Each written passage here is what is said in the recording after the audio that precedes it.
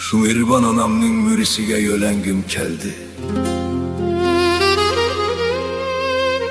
Kuchikida uxlig'im keldi. Koyup berip barcha önümni Canana deb tovlig'im keldi.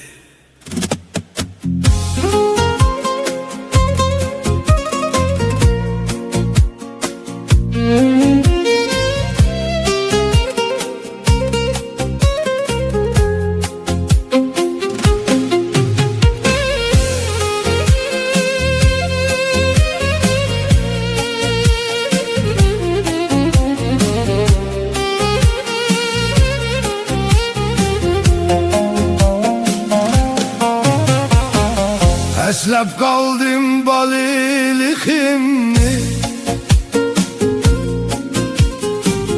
böşükümge bölengüm keldi. Kucağıda bura anamni, mürisige yölengüm keldi. Kucağıda bura banamni, mürisige yölengüm keldi. Zep sevindim jenim anamni,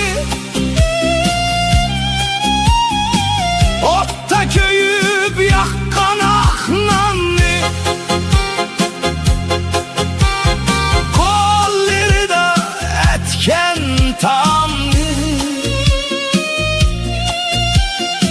Ten oturup çaynığım geldi.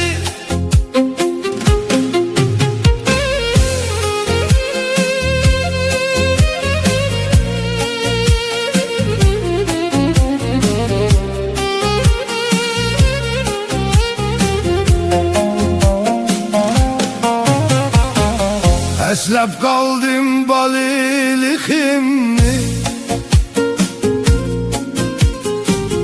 böşükümge bölengüm keldi. Kucağıda bura anamni, mürisige yölengüm keldi. Kucağıda bura banamni, mürisige yölengüm keldi. Zep sevindim jenim anamni, otta köyüp yakkan ahnanni.